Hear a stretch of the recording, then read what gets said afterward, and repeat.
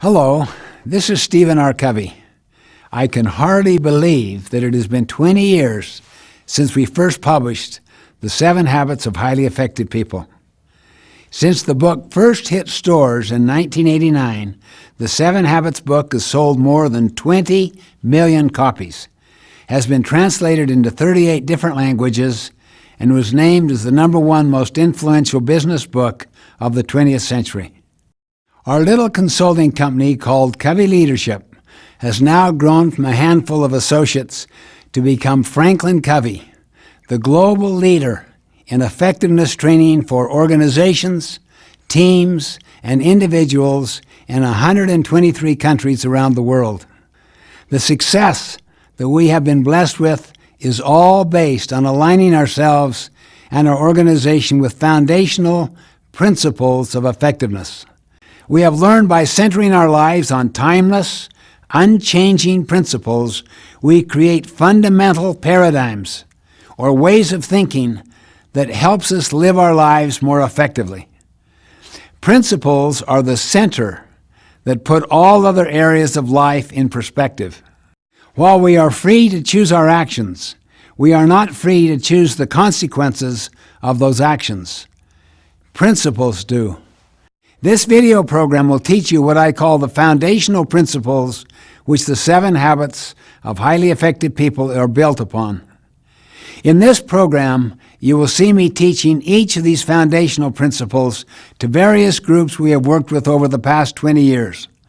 While my hairstyle and looks may have changed these past 20 years, the principles of effectiveness have not changed, nor will they throughout all of man's existence. I hope you will pay close attention, take notes, and teach your loved ones what you will be learning. If you will learn and apply these principles in your life and the lives of your family, friends, and business associates, you too will experience the power of proven principles. In conclusion, just remember this. Everyone chooses one of 2 roads in life, whether they're young or old, rich or poor, men and women alike. One road is the broad, well-traveled road to mediocrity. The other, the road to greatness and meaning. The range of possibilities that exist within each of these 2 destinations is as wide as the diversity of gifts and personalities in the human family. But the contrast between the 2 destinations is as the night is to the day.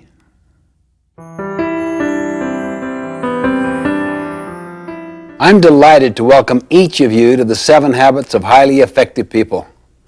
I believe that your involvement with this material can be one of the most exciting learning experiences of your life. The essential purpose of the 7 Habits of Highly Effective People is to learn how to lead your life in a truly effective way. To describe what the 7 Habits material is, let me share with you what it is not. It is not a quick fix program. It is not a program of the month. It is a process of personal and interpersonal growth and development that will require not only your continuing best efforts, but also your patience. As we all know, real growth and development cannot take place overnight. You must pay the price over an extended period of time to reap the benefits of these habits. Implementing the 7 habits will be an upward personal climb like a journey up a steep mountain. It won't be easy. It will be a challenge. As you ascend the mountain, so to speak, with this 7 habits material, you'll become acutely aware of the loose gravel, the loose rocks in your life. You may slip occasionally, maybe even fall back a time or 2. You will feel the gravity pull of old habits working against you. But I'll assure you, as you continue in your climb and endure in your efforts, you will begin to feel a level of exhilaration and of attaining entirely new heights in your life, higher and higher levels of effectiveness. By applying this effort, you can expect to increase your capacity to achieve your personal and professional goals and to develop better working relationships with your associates and all of your loved ones. In short, you can expect to become more effective. Let me suggest that the best way to get the most out of the 7 habits is to be very open-minded, to be open to self-discovery. Participate, really get involved. Look for ways to apply and to implement these habits in your life. You see, our habits form our character. You may have heard the quote, "Sow a thought, reap an action. Sow an action, reap a habit. Sow a habit, reap a character. Sow a character, reap a destiny." For our purposes, we will define a habit as the intersection of knowledge, skill, and desire. You see, knowledge is the theoretical component. That is the what to do and the why to do it. Skill is the practical side of how to do it. And desire is the motivation side, the want to do it. In order to make something a habit in our lives, we literally must have all 3 components. Habits are powerful factors in our lives. They constantly express our character. They determine the level of our effectiveness or our ineffectiveness. In the words of an English poet, we first make our habits, then our habits make us. The 7 habits are simply common sense organized. But remember, what is common sense is not always common practice. So I encourage you to make the investment, put forth the time and effort. Focus on the kinds of changes you can make consistently and over time to develop these habits.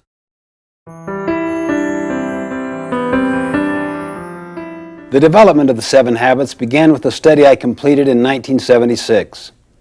I wanted to study the success idea in America and how it evolved. So I got into the popular success literature going back for 200 years. This included many, many books, magazine articles, annotated bibliographies, summaries, reviews. I literally tapped into thousands and thousands of sources, either directly or indirectly. As I worked, I started to sense a pattern. As soon as I sensed this pattern, I looked for evidence of it, and the evidence was everywhere. The basic finding was this. For the first 150 years, almost the entire focus of the literature was on character, on principles, on what we might call the character ethic. Attributes such as integrity, fidelity, courage, compassion, contribution, responsibility, justice. These findings became the basis for writing the 7 Habits of Highly Effective People. And then, because of many, many societal forces, the emphasis gradually shifted in the early 1900s, particularly in the 20s and the 30s, away from the character ethic to what we might call the personality ethic, which focused more on techniques than on principles. You are probably familiar with many books that illustrate the literature of the personality ethic. They basically deal with how to take care of yourself, how to look good, how to dress in particular ways, how to create the right image. In other words, the personality ethic focuses on how to appear to be rather than on how to actually be. Many of these techniques have real merit. However, if they don't have their roots in the character ethic, if they don't have their roots in principles, they won't have the power to create enduring effectiveness. For example, what if people learn techniques of influencing others, but they're fundamentally duplicitous or deceitful in their character? What if they really wanted to use people to build their own economic success?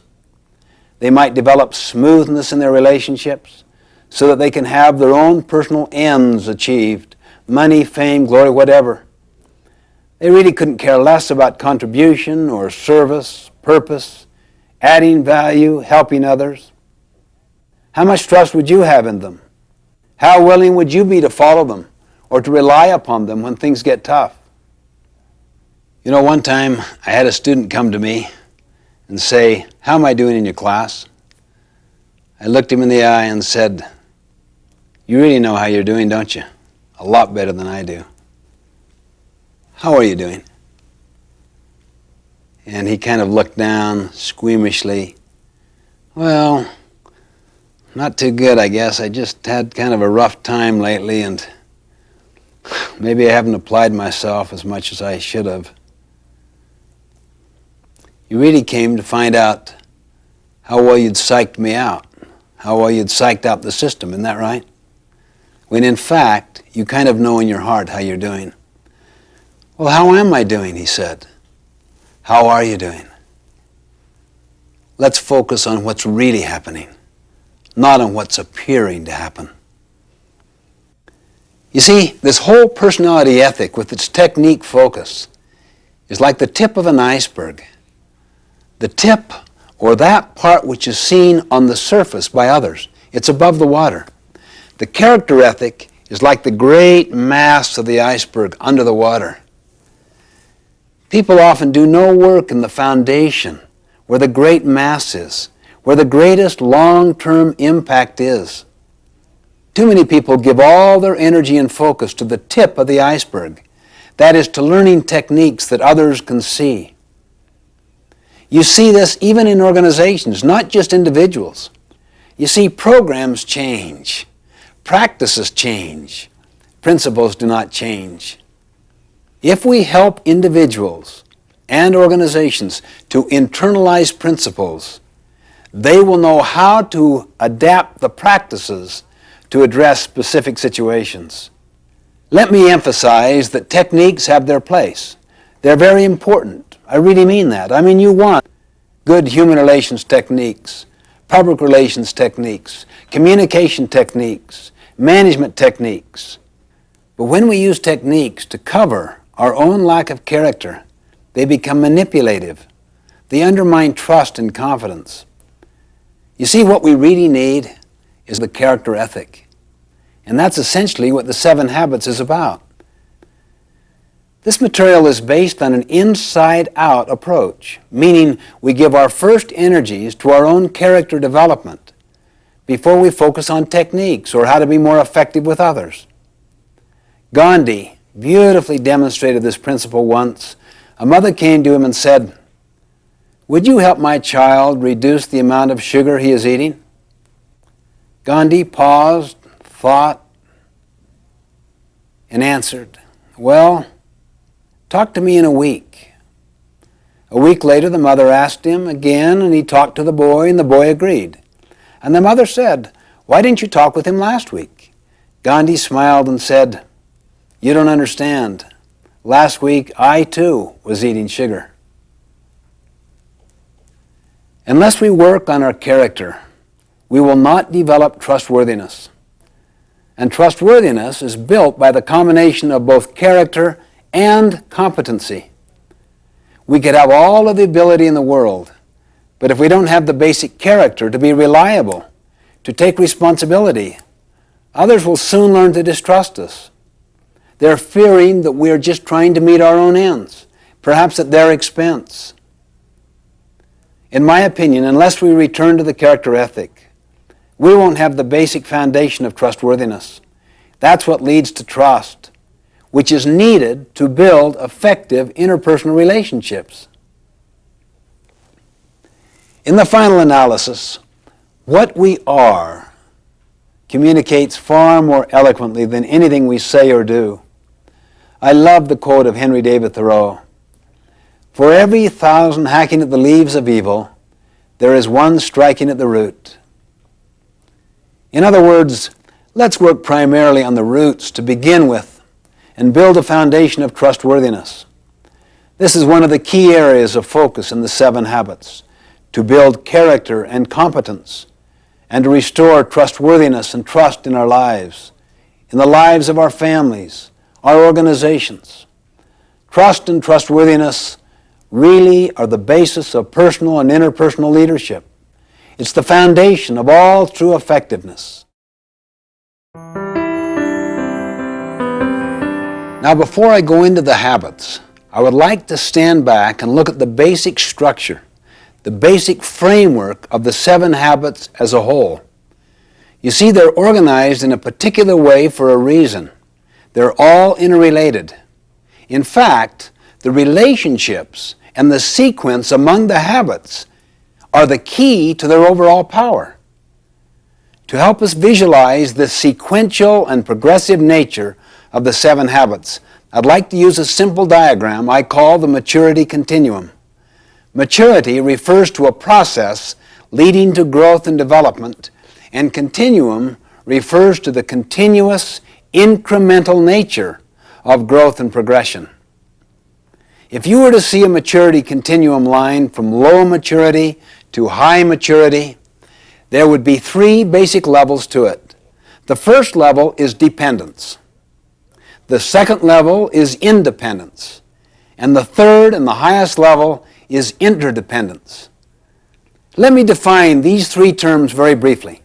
Dependence basically means you need others to get what you want. You see, all of us began life as an infant, dependent on others for nurturing and sustenance. I may be intellectually dependent on other people's thinking. I may be emotionally dependent on other people's affirmation and validation of me. Dependence is the attitude of you. You take care of me.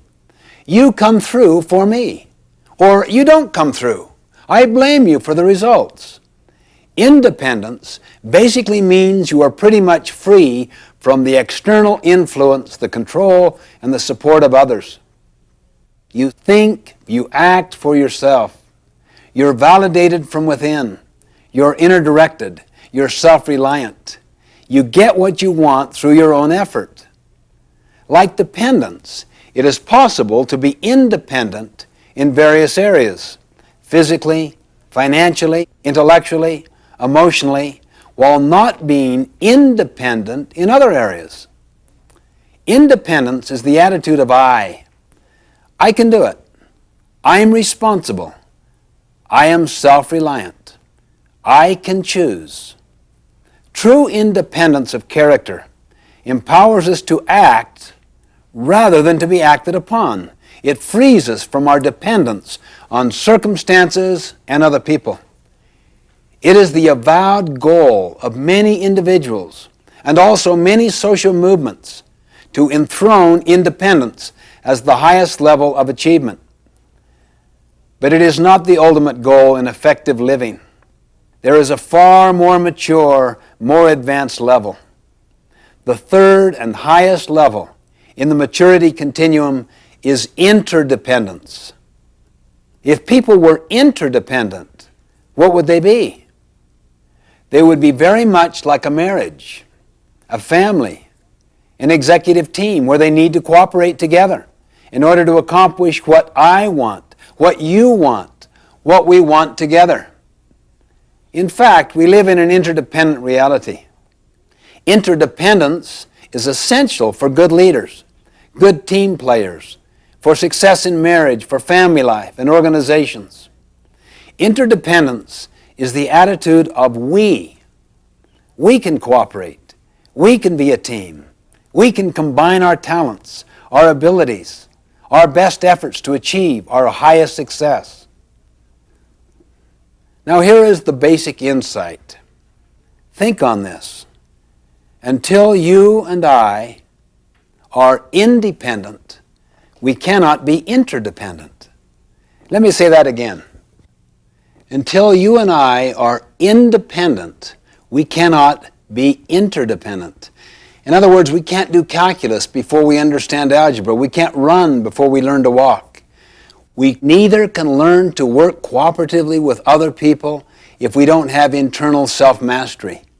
That's why the first 3 habits, be proactive, begin with the end in mind, and put first things first, deal with self-mastery, self-control, self-dominion.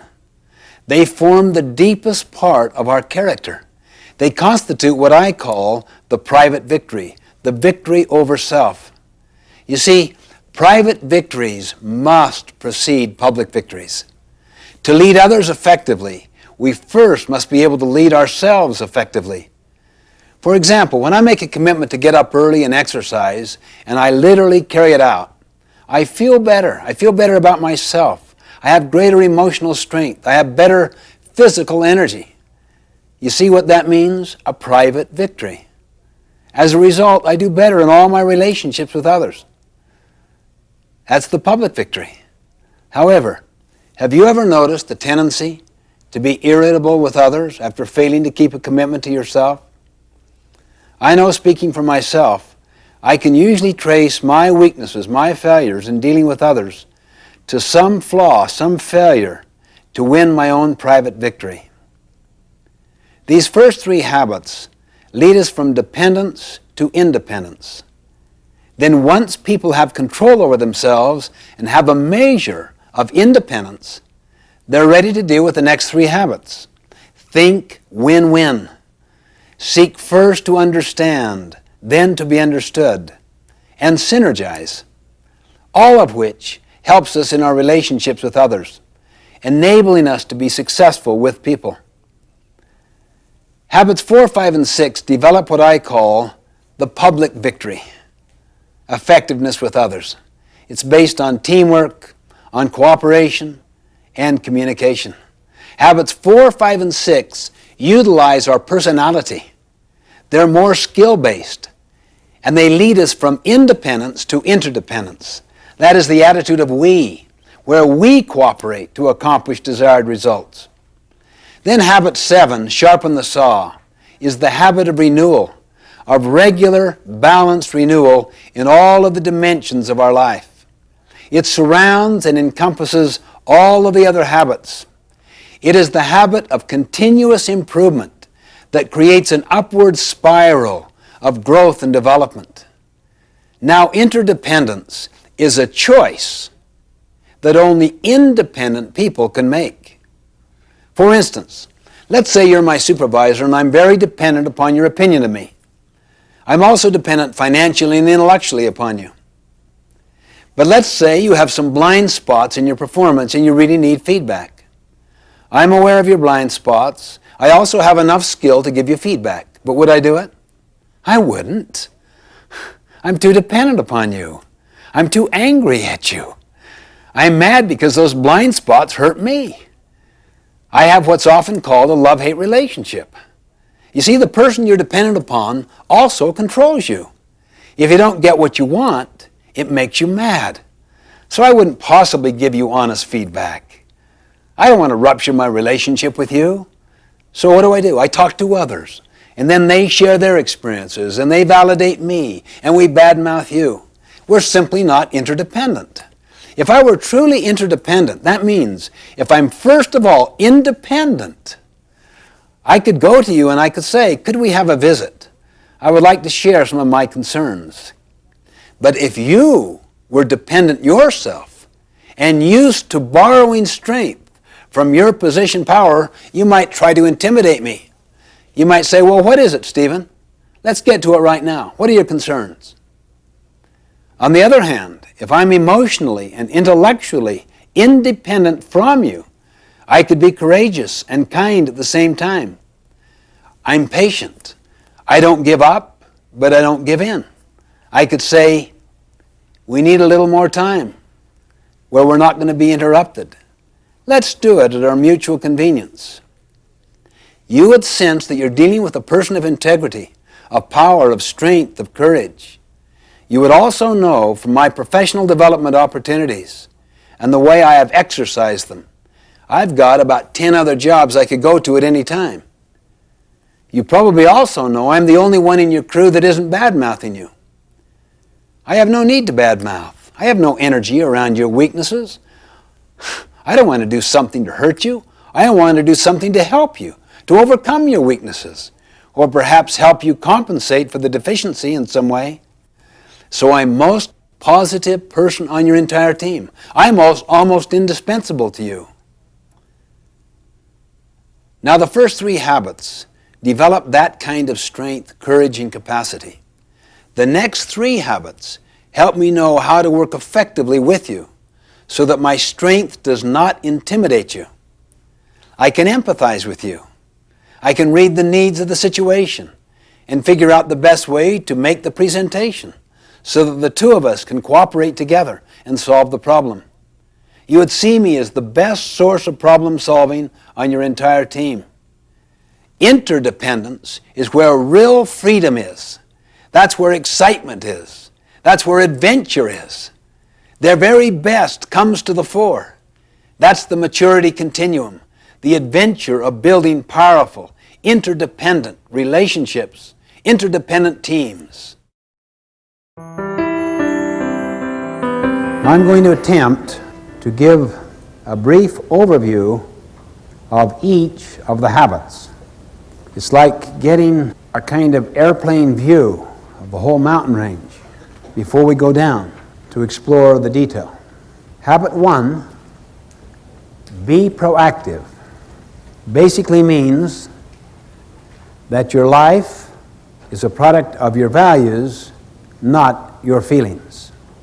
That your life, or the organization's life, is a product of your decisions, not your conditions. The opposite of being proactive is to be reactive, which basically means that your life is a function of your feelings, your moods, your impulses, other people's treatment. The underlying principle of habit 1, be proactive, is to take responsibility. The concept is you and I have the capacity to choose our response. Habit 2, begin with the end in mind, basically means that all things are created twice, and habit 2 is the first creation.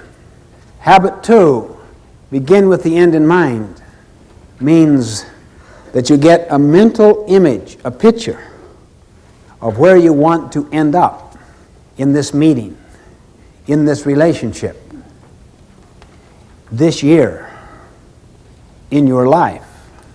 To a company, it is the vision it has of its future. It is the creation of that vision. Habit 2 is based on the principle of vision, of purpose, of meaning, of mission. Habit 3, to put first things first, is the second creation. To put first things first means you decided what the first things were in habit 2. Now you have the discipline and the commitment to keep them first. The opposite of putting first things first is to put second or third or fourth things first.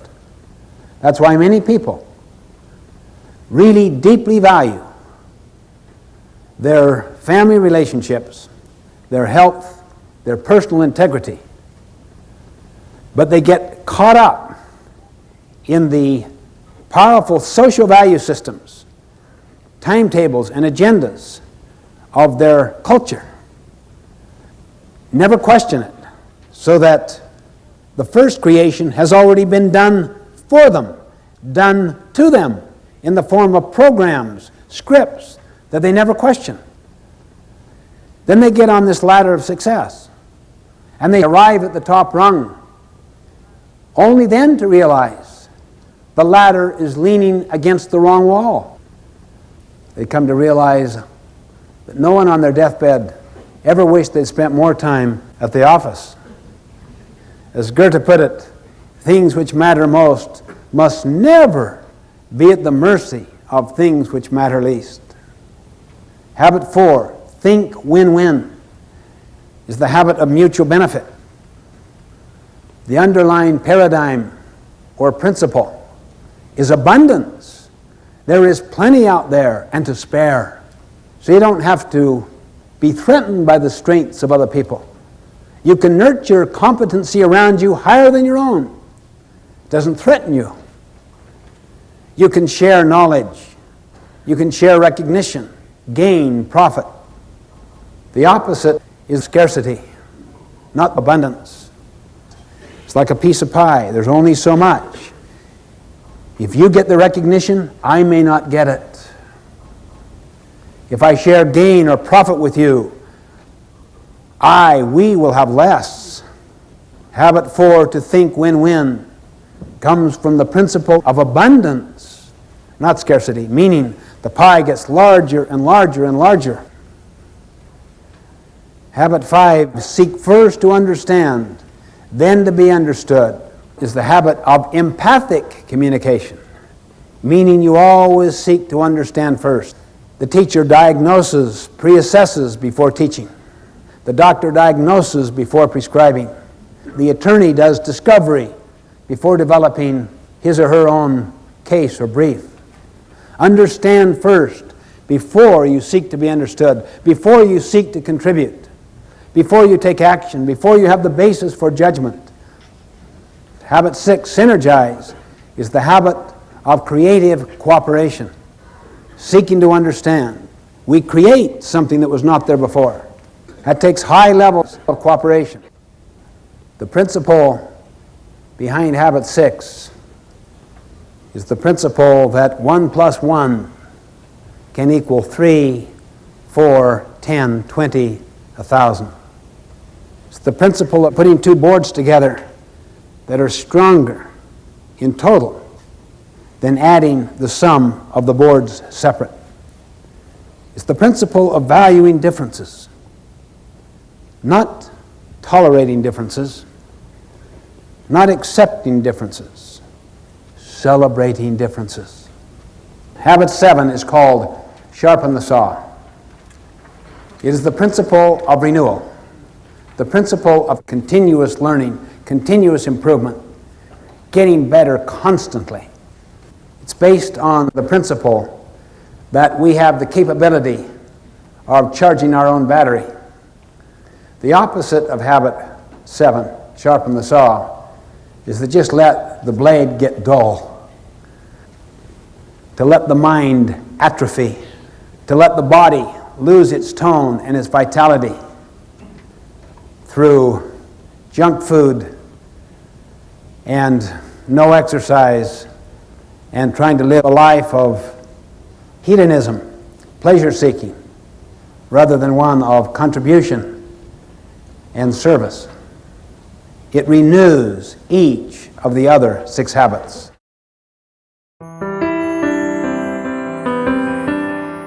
Now, simply, the 3-person process is this. The best way to learn something is to teach it. How many have learned that? How many have learned that when you really teach is when you really learn? In 5 minutes, you will be teaching what I'm teaching you in the next 5 minutes. See yourself now as a teacher. I'm going to briefly describe the 3-person process and the 4 benefits that come from the 3-person process. Now, notice your behavior right now. See, you don't see yourself as a kind of passive learner. You see yourself as an active teacher. You're just preparing to teach. And that significantly increases your learning. That is the first benefit. The first person teaches. The second person first captures, understands, then evaluates to see if it makes sense, thinks about application, and then teaches the third person. Then that person teaches another person. This way you can take material and cascade it through an entire organization. Second benefit. When you teach, you significantly increase the likelihood of application. For instance, if you're teaching people to be better listeners, isn't it probable that you'll try to be a better listener yourself? See, the real most foundational learning comes from doing. Teaching may give you more intellectual understanding, but the internalization of the ideas comes in the application of those ideas. That's even a higher level of learning. Third benefit. When you teach, you significantly improve communication. Notice the 3-person process there. Why do you think communication would be significantly improved? Notice the first person teaches, and what does the second person do? first captures or understands before evaluating. What is the number one obstacle in the field of communication? People do not listen. They do not capture accurately. They evaluate while they're listening. But if people are trained to capture accurately, completely, before they judge, you can listen for purpose, main points, how each point is proven or validated, how each point is illustrated or applied, and value. The fourth benefit. When these things happen I'm talking about, it is very bonding to the relationship. The relationship gets steeper and stronger. Why? There's so much authenticity. There's so much sincerity.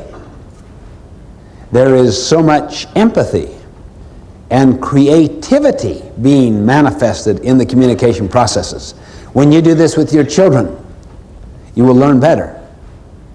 The next time you send somebody to a convention, to some training activity, to some association meeting, before they go, what do you say to them? When you return, you will have the privilege of distilling the essence of what you learned to the assembled staff for half an hour. You'll find they'll attend the meeting sober. They'll take notes. From the moment you give that assignment, they will be in Sweat City. Seriously, they'll go to work. All 8 cylinders will go to work. It's the single most powerful thing I have ever learned in the field of education. Use the 3-person process and you will double, quadruple the impact. And you will see those 4 benefits happen. It's the essence of the process that we use, the 3-person process. When we get into the 7 Habits material, we have to realize that it is all based upon principles, upon natural laws. That is why we are presenting this foundational material first. We need to understand the concept of a principle and the concept of a paradigm, and also how to define effectiveness. Then we'll look at the 7 habits. I suggest that principles are not only natural laws, objective, factual, external to ourselves. I suggest they are also self-evident. How would we know that? We have found that if you can get enough people interacting freely and synergistically who are informed, all the value systems are the same. We find that regardless of one's background, religion, culture, nationality, race, gender, regardless of the level in the organization, regardless of the industry or the profession, the same underlying values are universal. They represent what we could call principles. There is consensus that surrounds them, such as integrity, service, contribution, the growth and development of people, kindness, how you treat people, dignity, fairness. These are universals. Every one of the habits represents a principle, a fundamental natural law that is self-evident.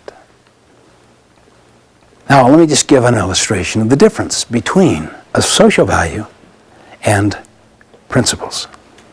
It was a dark and stormy night. Captain, wake up. What is it? Sorry to awaken you, sir, but we have a serious problem. And we've tried to solve it and can't. What's the problem? There's a ship in our sea lane about 20 miles away that refuses to move. What do you mean they refuse? Just tell them to move. We have, sir. That's the problem. They won't respond. I'll tell them. The signal goes out. Move starboard 20 degrees. The signal comes back. Move starboard 20 degrees yourself. What arrogance. Who is this guy? He doesn't know who I am. Let him know a captain is giving the command. The signal goes out. This is Captain Horatio Hornblower, the 16th. Move starboard 20 degrees at once. The signal comes back. This is Seaman Carl Jones, the 3rd. Move starboard 20 degrees at once yourself. This is a command. A seaman commanding me, a captain. I can't believe this. What is going on? Let him know who I am. We're a battleship. We could just blow them out. The signal goes out. This is the mighty Missouri, flagship of the 7th Fleet. Signal returns. This is the lighthouse. You see, lighthouses are like principles. We don't break them. We break ourselves against them. This is why humility is the mother of all other virtues. Openness, teachability, humility, awareness of external realities. If you can cultivate that and apply it with other people, you'll change the whole nature of the culture. It'll become a principle-centered culture, not one driven by social values. I had a friend of mine who said, our company is value-driven. I said, every company is value-driven. Hitler was value-driven. The question is, are the values in alignment with principles? That is a humbling question. Are my values and my habits in alignment with principles, with natural laws? Now, when principles and values are aligned, then you could use the words interchangeably. You could call it values or principles, it would make no difference.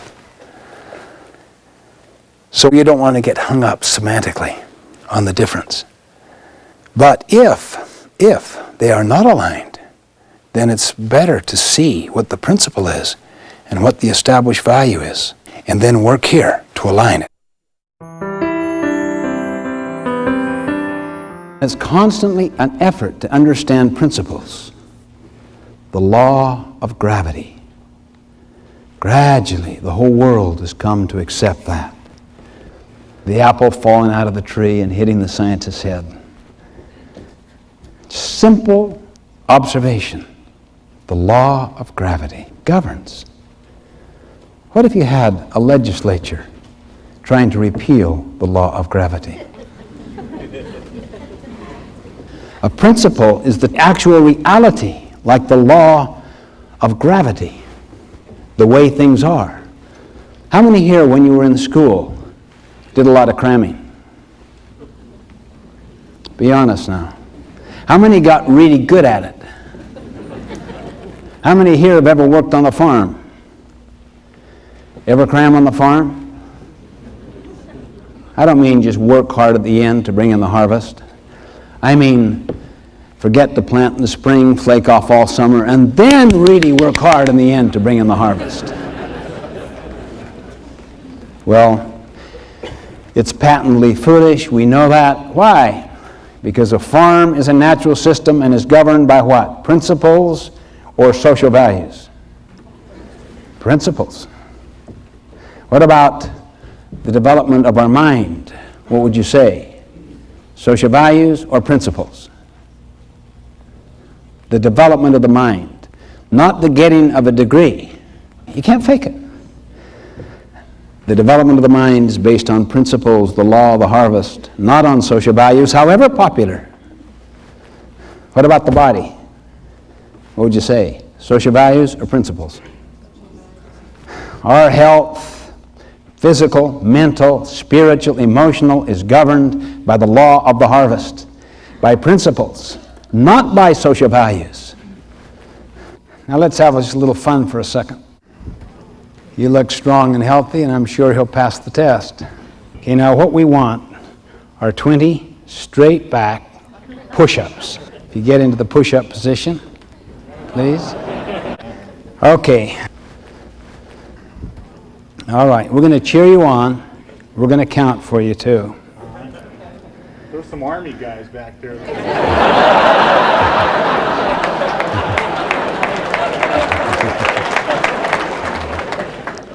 Now, those people are keeping the peace. Start? Okay, let's go ahead and start. We'll count and cheer you on. How many am I doing? Just 20, straight back. All the way down.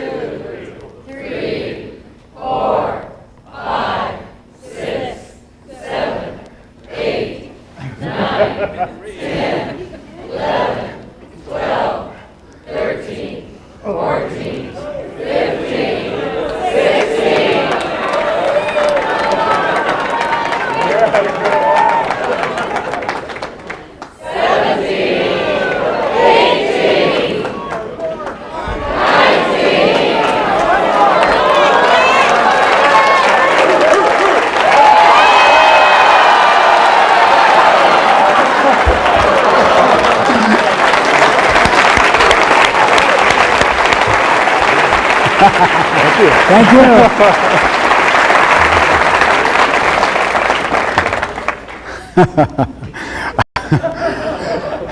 No purpose, just a little fun.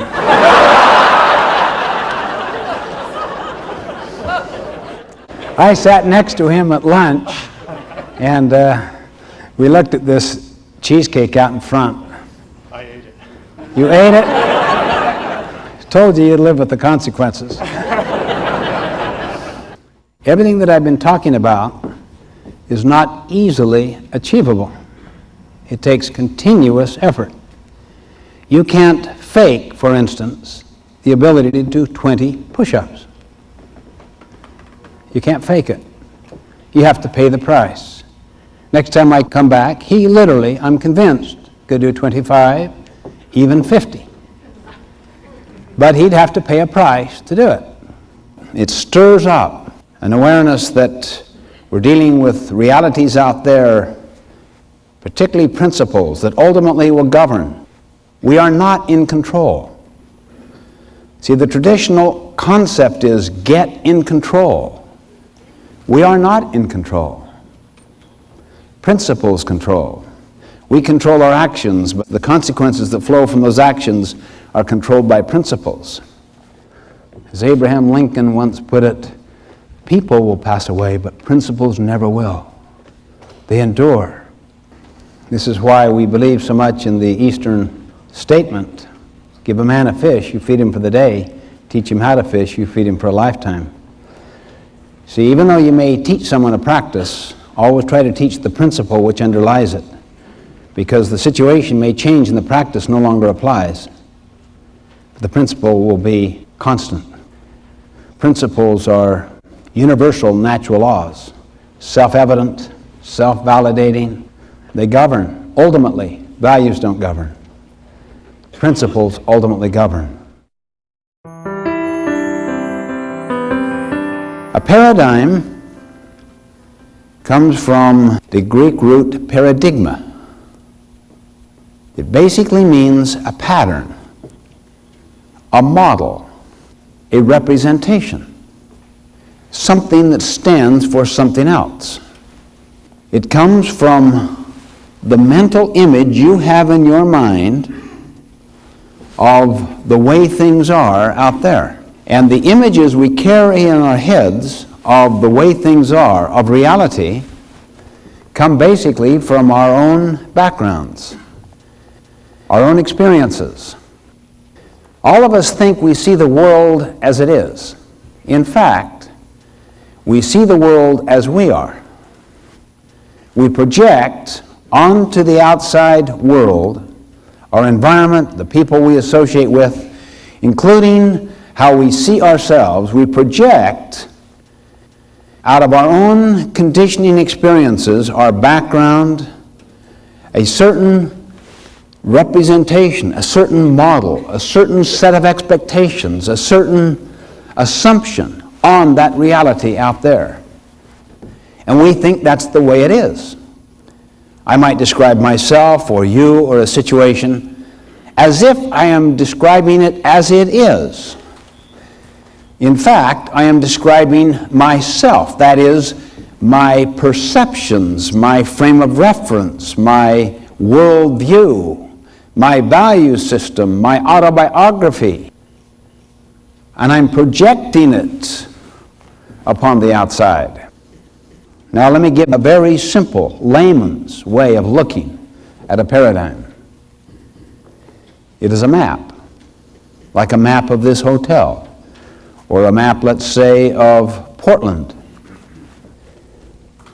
I'll ask this gentleman.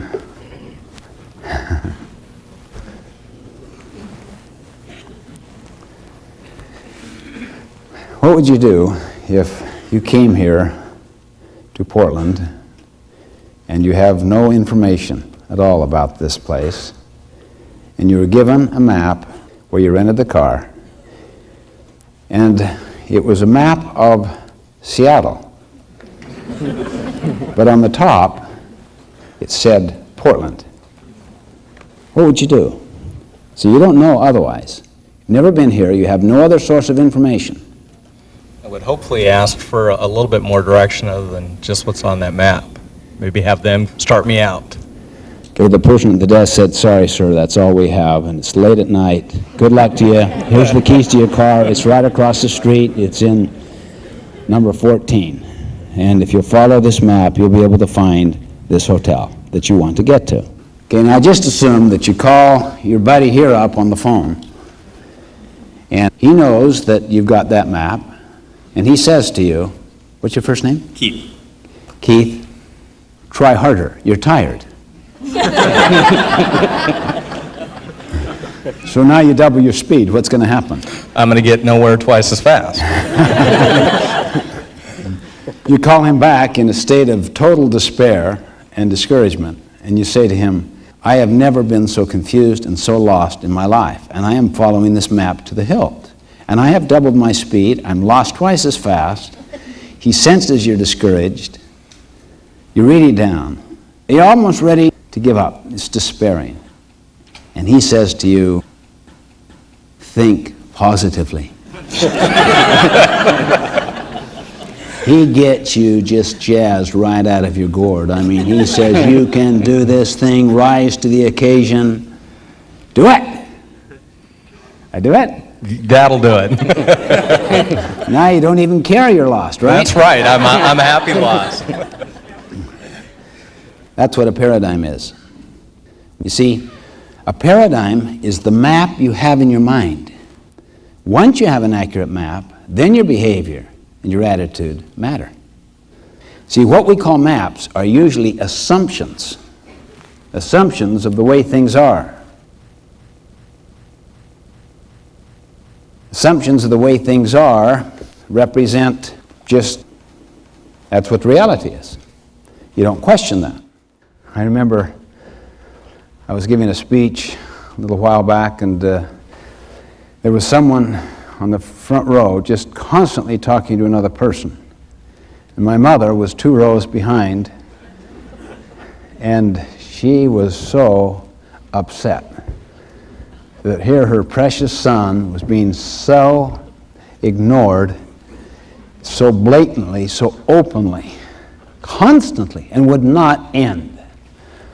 From the very moment I began to the end of my speech, just constant talking. And it just totally discombobulated her own listening, and she felt like taking her purse and reaching 2 rows ahead. Anyway, she went up afterwards to the person that was running the conference, and, "Did you see that? Did you see what was happening? Can you believe that right there on the front row that..." "Yeah, I know. She's Korean. That's her translator."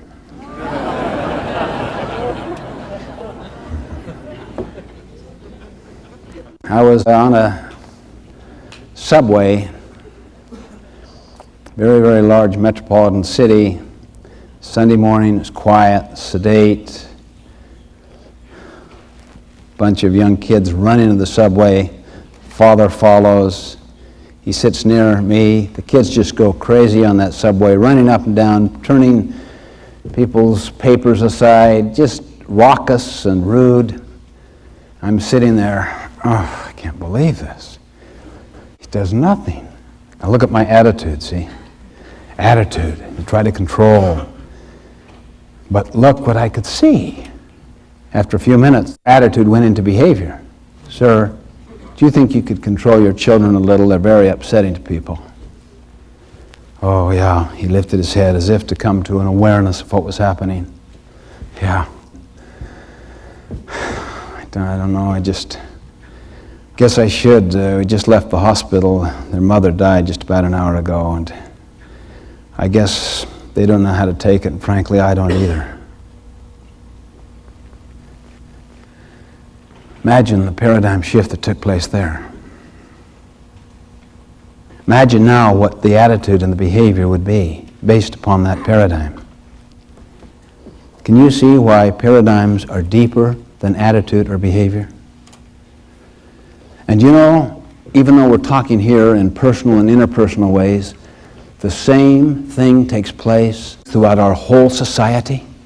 Thomas Kuhn, in his brilliant book, The Structure of Scientific Revolutions, points out so powerfully and consistently all the significant breakthroughs were breakwiths, old ways of thinking. Einstein, who rewrote physics, he made this brilliant statement: these significant problems we face cannot be solved at the same level of thinking we were at when we created them. You see, it causes us to be reflective and introspective, to explore our own paradigms. Most people focus upon behavior and upon attitude. And both of those are, of course, very important. But far more fundamental than either behavior or attitude is a paradigm. How many of you here have ever been to the crazy mirror room in the carnival? Well, what if that was the only source of information you had on your body? This weird caricature. I mean, it showed me without any hair, if you can believe it. See, most people's self-maps are a function of the social mirror. They live out of the social mirror and their memory. A mother the other day said to me, I cannot believe my child.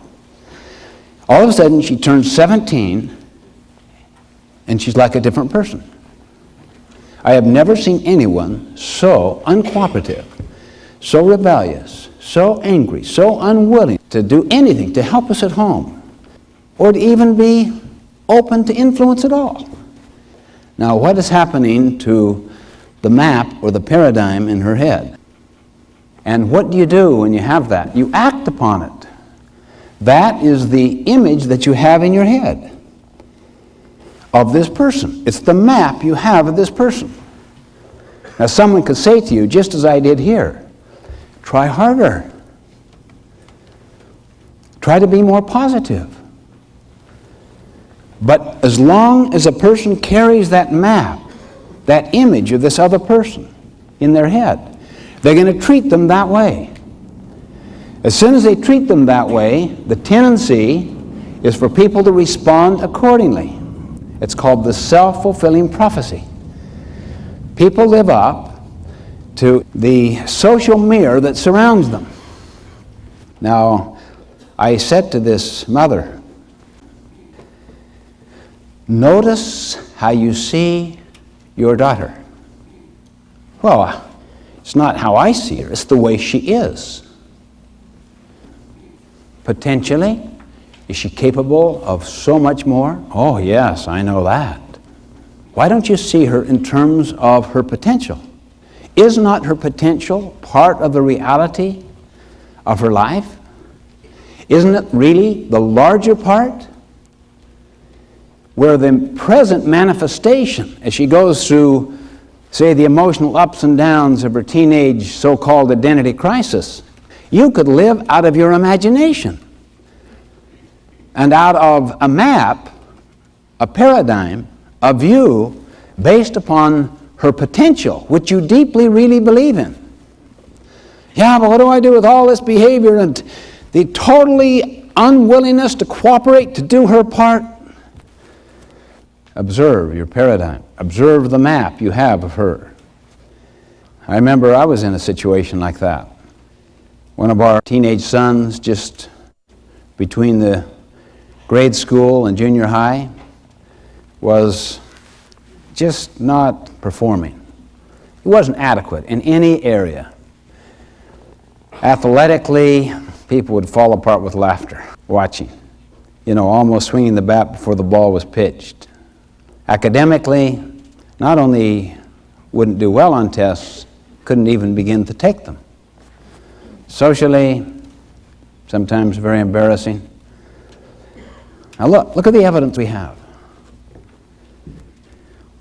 And Sandra and I, my wife, would talk about this. Well, maybe every family deserves their one. But we cared about this boy, and we were very worried. And I remember one time talking about this same subject in Armonk, New York.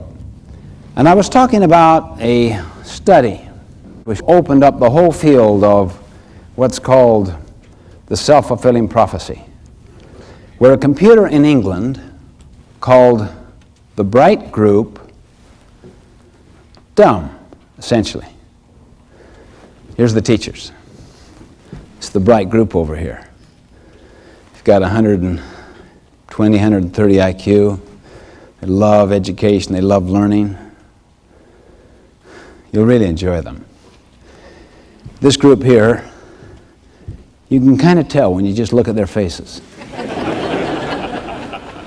This group, they're very fine people too, but they don't have the same candle power, and you have to respect that. Now notice what's happening. I'm talking as if I'm describing reality, right? This is the way they are. And they buy it. And they act on it for a period of several months. In other words, it becomes their view, their paradigm. But you know what? Several months later, they discovered there was a computer mistake of some kind, and the two groups were switched. They immediately tested, without telling anything to anybody. This group here went up something like 18 points. This group went down 14 points. The self-fulfilling prophecy. Our self-maps, our self-paradigms, are so much a function of the social mirror. A reversal based upon expectancy, paradigms, the mental representation, the maps held by these people. That is the significance of paradigms. And you notice how behavior and attitude flow out of how you see. Well, anyway, I was literally teaching this like I'm teaching you right now. And in my mind, I was thinking of my boy. Is it possible that the problem is in my paradigm? That the problem is with me, not my boy? Well, I talked with my wife when I returned home from that trip, and I said, I'm just wondering if the social mirror from you and I are not major contributors to these difficulties and these problems, this lack of ability to cope.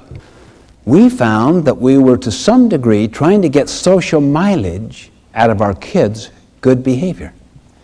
See, that was part of our motive, of what people thought of us about our children. We liked the way they would speak well of us because of the performance of our children. We worried what would happen if they didn't live up to it.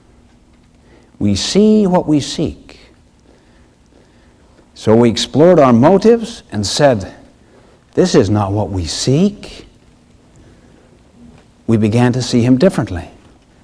As a person precious in his own right, not to be compared with anyone else, not to get into the social mirror of comparison against timetable, social agenda. He could easily be a late bloomer with tremendous potentialities that does not test out well in some areas. We don't know. It's just a whole big area of potential. And we were trained to put labels upon it. You see what I mean by the tendency is to project out of our own experiences, like a home movie, to project it onto someone else and to label. But we never explored our own motive. We never became reflective and introspective. Things were going well with the others, but all of a sudden, something threw us out of our standard operating procedure, and we couldn't just easily gloss over by psyching him up with PMA stuff. Come on, think positively. Keep your eye on the ball when it comes now. All right, now, then you swing. That's okay, son, don't worry about it. Get off his back, You made mistakes. Okay, you're all fine, son. Then privately we talk with each other, say, oh, what have we got here?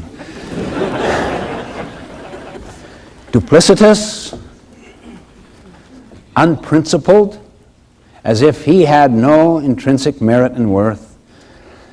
That was the hardest part of the therapy, was dealing with self, exploring our own paradigms, loosening them up.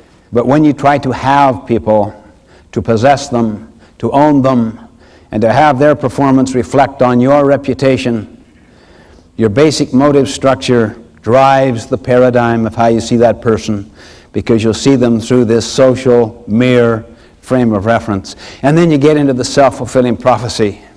Hopefully, our humility, our willingness to surface the assumptions we make about life and to challenge them has been stirred up, particularly when it comes to our maps of ourself, of our loved ones, of our boss, of our work associates, of other people.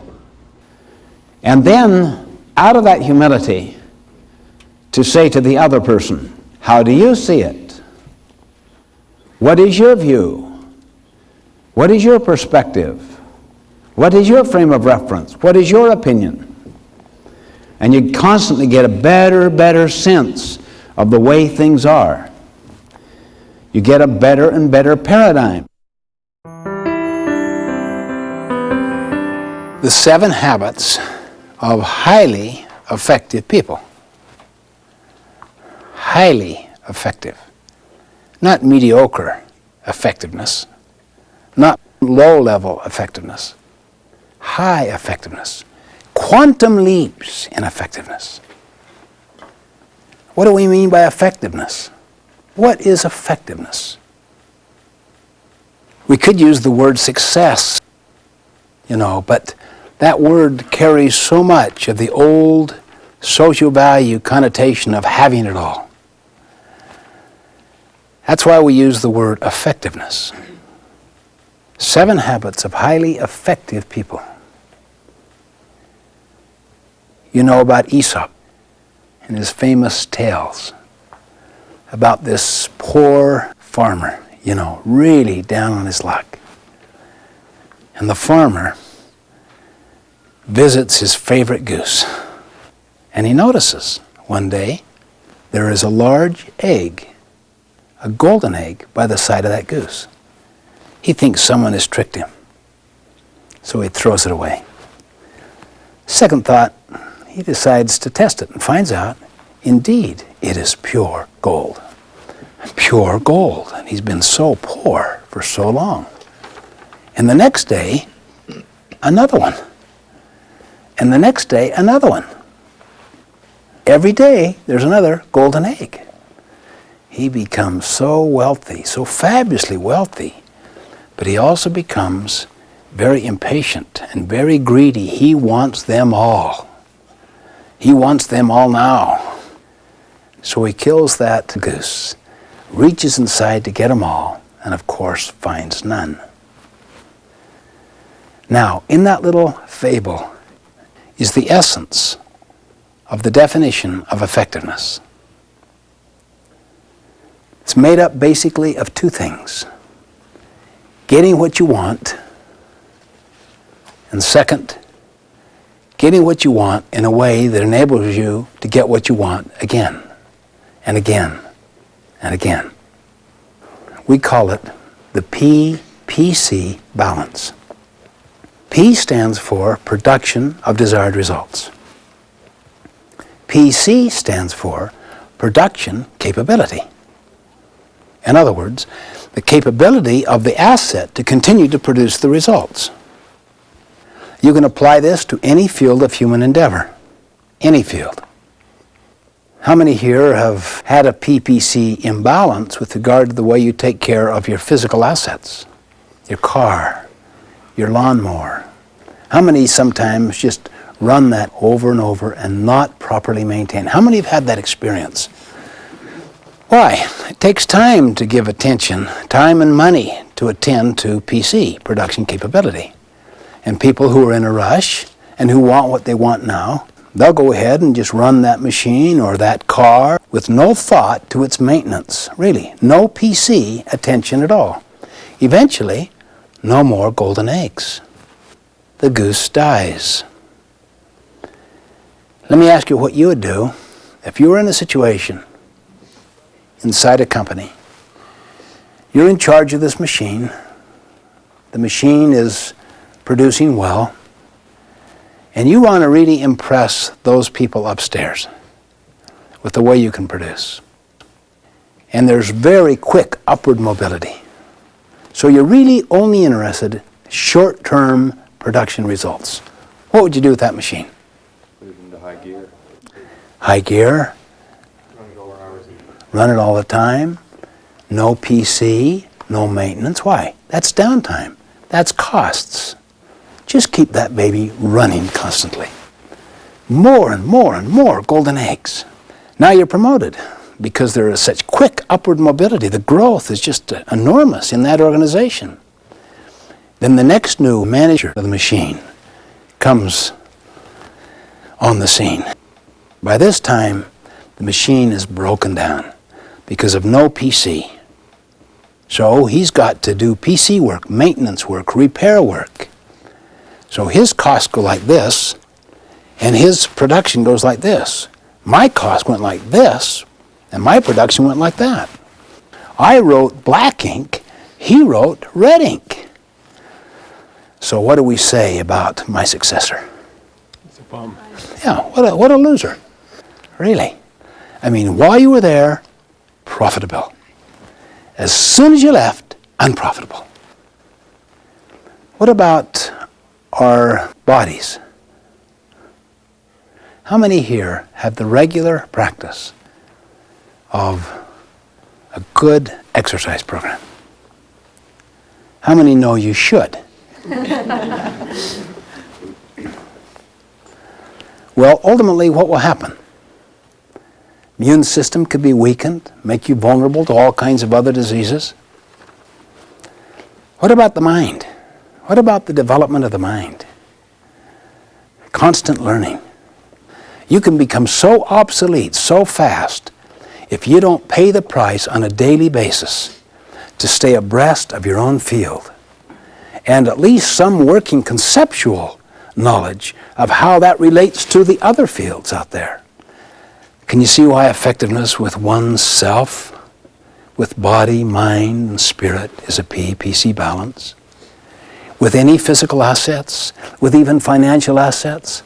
How many have gone for the golden eggs from time to time in your life where you started to spend the principal instead of the interest? How many have ever done that?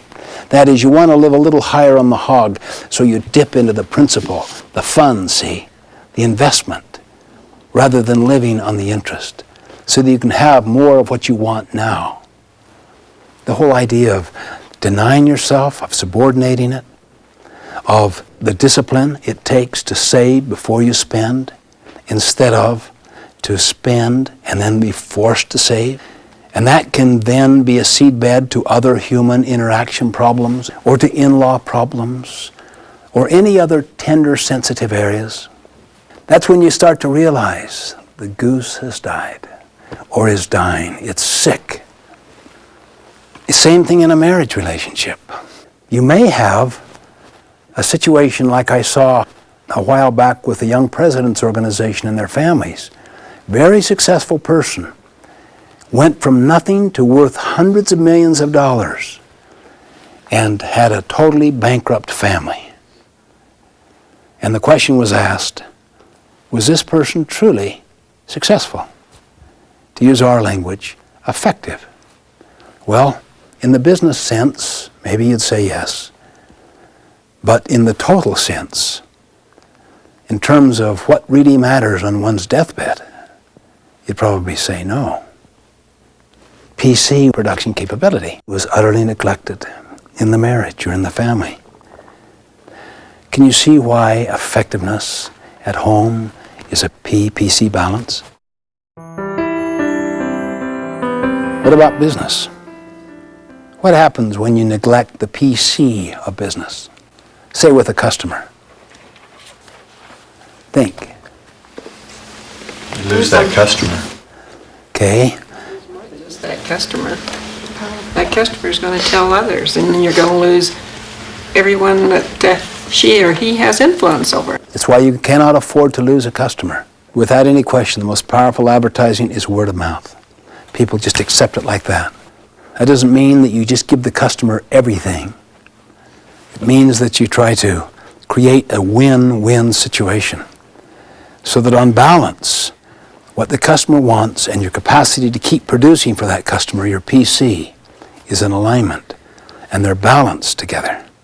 I remember a clam chowder house that literally was so popular that you could hardly get near the place from about 11 o'clock in the morning till 2 o'clock.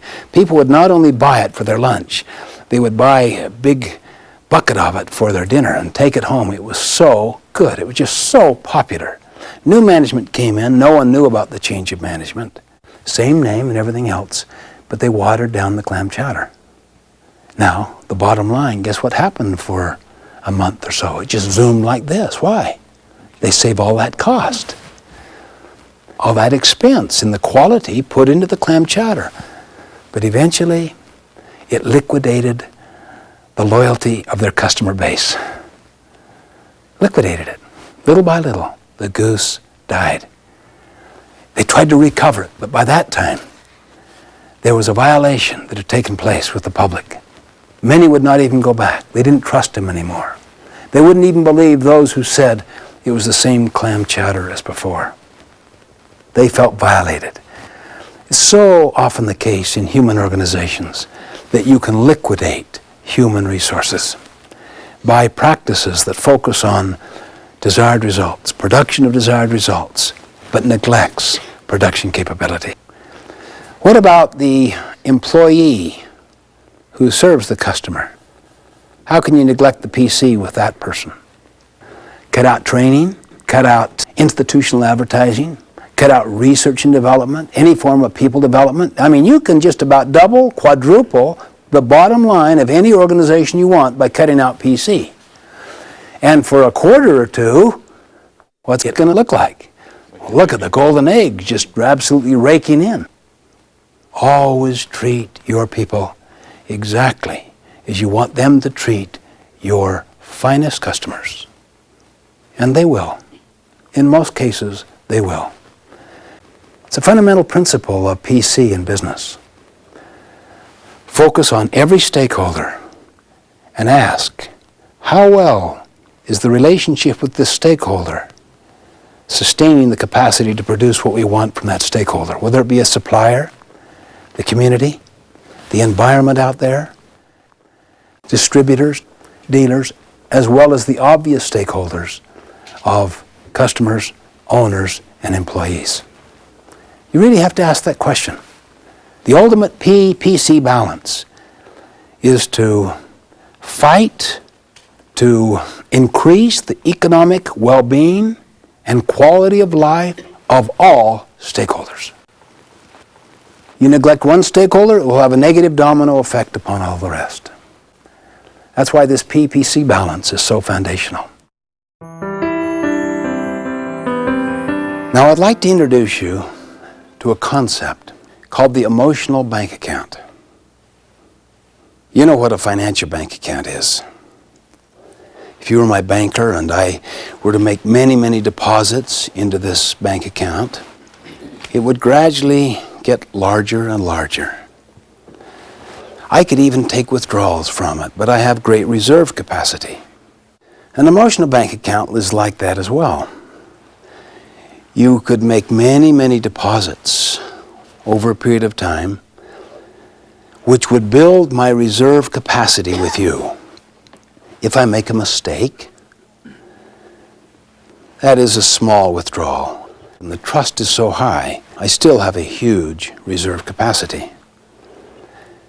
If I make a huge mistake that violates, in the deepest sense, our agreement, it may cause the emotional bank account to be overdrawn all at one time, see? The concept of the emotional bank account is the production capability side of human relationships, of human interaction. Now, any metaphor, if pushed far enough, will tend to break down, including this one. You don't make deposits in order to take withdrawals. Nevertheless, if you have a high emotional bank account, if the quality of that relationship is so good and the trust is so high, you can, in fact, make mistakes. You can take withdrawals. Not on purpose, but often unwittingly, unknowingly, because of insensitivity or whatever. But people understand. Just to illustrate, how many have a high emotional bank account with somebody, a trust relationship with someone, think of that person, that it is so high you can communicate with them almost without words? Can you think of people?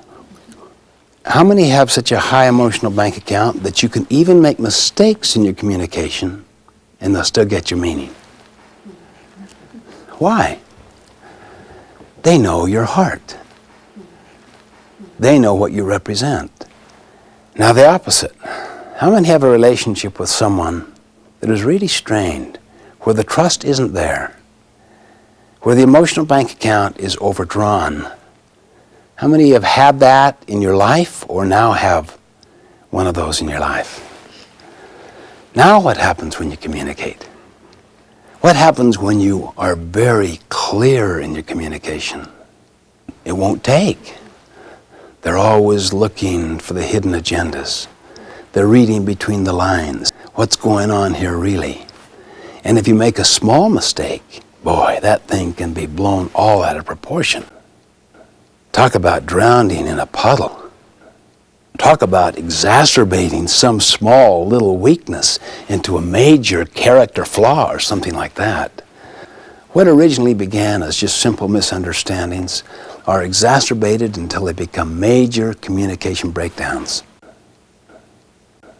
Some people even call them personality conflicts.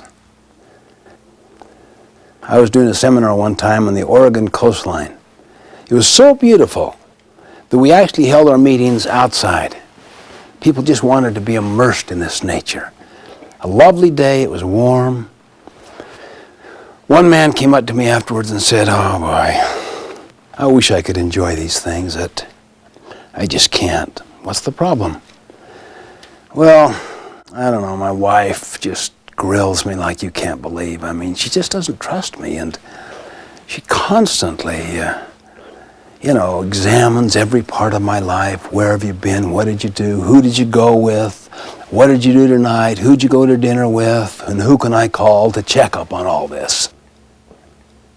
And then we talked a little while, and then he said, "Of course, I guess she has good reason for all these misgivings. I mean, I met her when I was on one of these trips when I was married to someone else." And I remember saying to him, "You cannot talk yourself out of problems you behave yourself into. There is no shortcut. There is no quick fix. The law of the harvest governs." Let me share with you a few examples of deposits and withdrawals into the emotional bank account. The first and most important deposit kindness and courtesy. The opposite, of course, would be unkindness and discourtesy. A second deposit, make and keep promises. The opposite of that is don't make promises, or make them and break them. To make and keep a promise essentially lets the other person know you can be counted upon. You're dependable. You will come through. There is no ability like dependability. You gave your word, you kept it. The circumstances changed, you kept it. The mood changed, you kept it. You come through. If the circumstances change to the point that it would be unwise to keep that promise, you immediately communicate and get them to understand those new circumstances so that they will relieve you of the promise. Be very careful before you ever make a promise, particularly if it's about a promise dealing with something that's terribly important to another, that is of jugular importance. Be very careful. The withdrawal is not to make any promises at all, though, because you create no hope. That is a withdrawal as well. Not as big, though, as making one in order to placate someone, to kind of have them be satisfied right now, and then to break it downstream because your mood has changed or the circumstances have altered, or you just don't want to keep it and you just made it because you wanted to please them at the time. Insecure people make promises freely and quickly all of the time. Another very powerful deposit is the way that you manage expectations. You want to make sure that expectations are clear and unambiguous.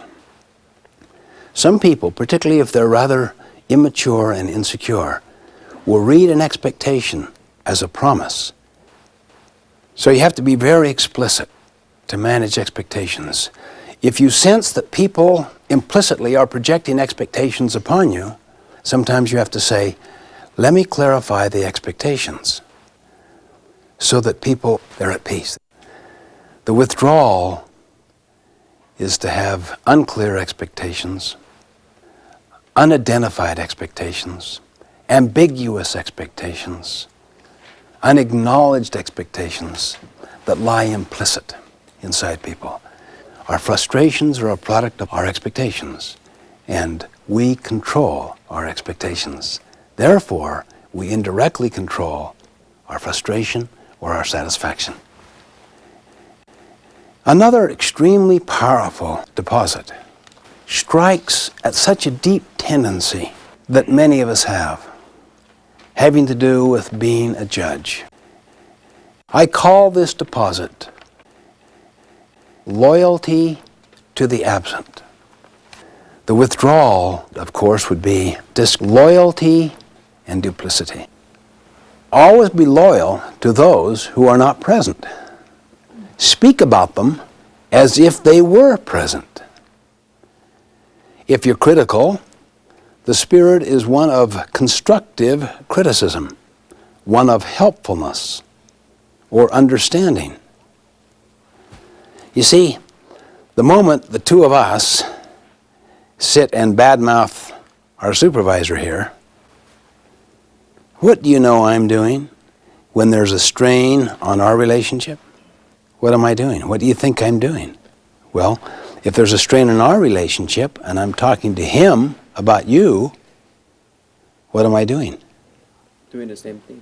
Exactly. That he and I did about him. I see. You see, it is not principle-centered. He knows it. He knows my tendency.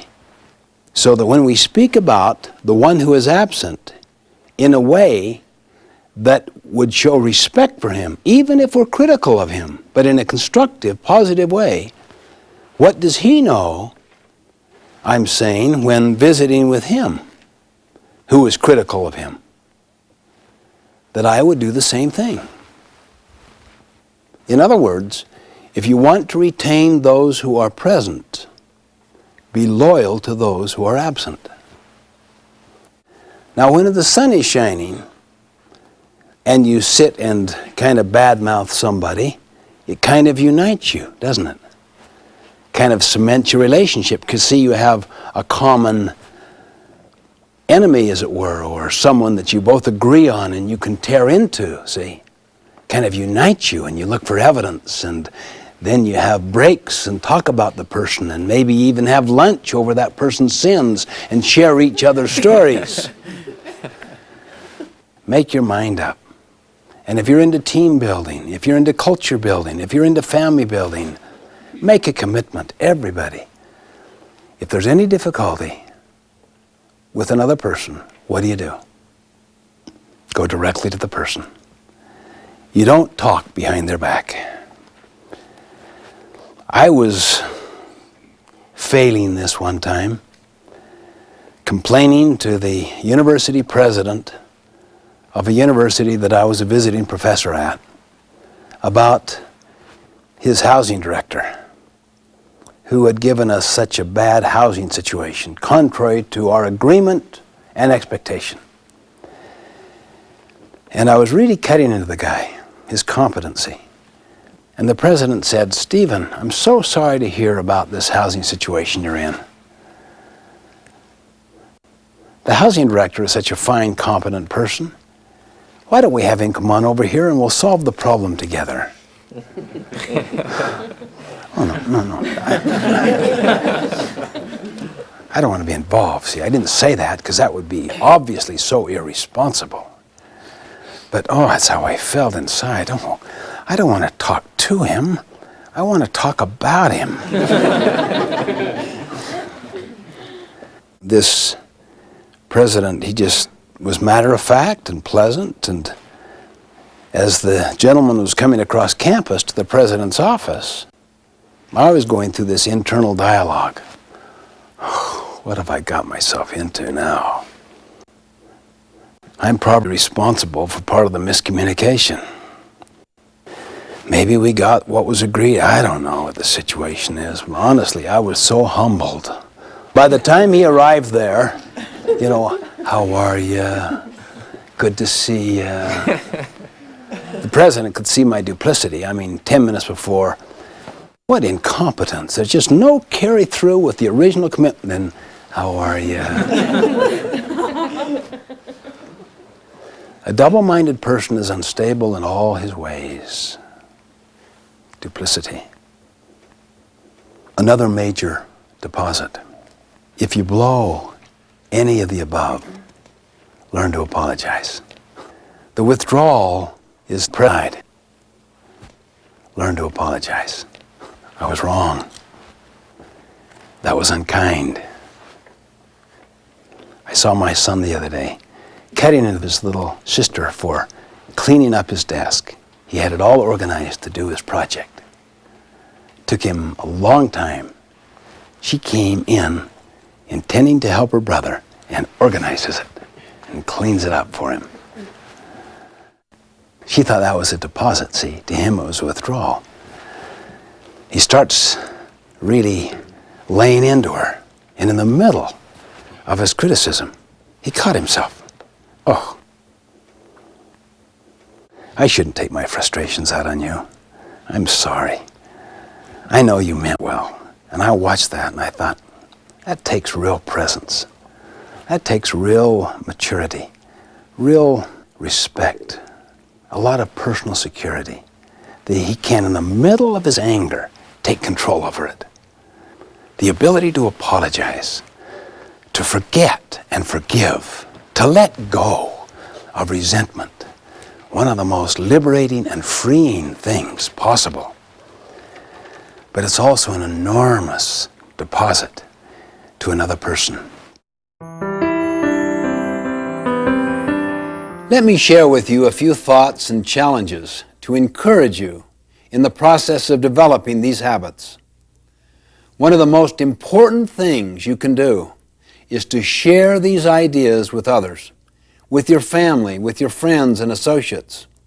Don't just retell what you've learned, but talk about the insights you've acquired and the ideas that you want to implement. because that's where the real learning takes place. It is in the teaching and in the sharing. Get with a coach or someone who is also working on these habits. Set a specific time to get together and keep that date. Share insights into what has worked for you and what has not. Discover together how you can overcome the challenges you face in developing all of these habits. Set goals to improve in specific areas.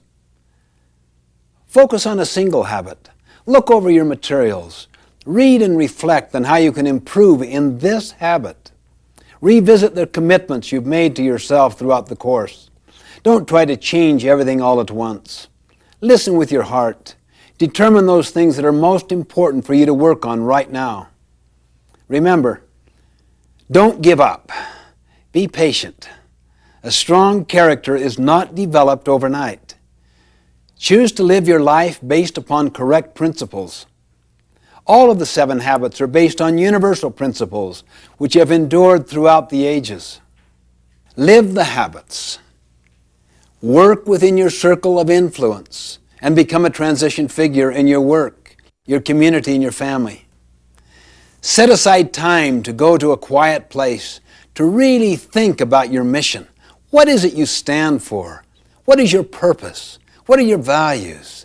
Keep working through your mission statement until it inspires you. Then live by your mission. Choose to put first things first. Search for a win-win in every situation. Learn to stop and listen to others first. Listen with your heart. Value differences. Look at differences as the springboard to finding the third alternative. Finally, remember to always sharpen the saw, to renew yourself in a very balanced way. The power of these habits is in the doing, in the living, in the continuous day-by-day improvements. It's a constant effort. We need to make these habits and these principles a part of our very life. We must pay the price by actually living them, rather than just understanding them intellectually. I love the quote from T.S. Eliot. Think about this. He once said, "We must never cease from exploring, and the end of our exploring will be to arrive where we began and know the place for the first time." You see, in a very real sense, you already know these habits in your heart. The exciting thing is to embark on a lifelong adventure, an exciting time of literally internalizing them and living them and experiencing the magnificent fruits that come in the totality of our lives.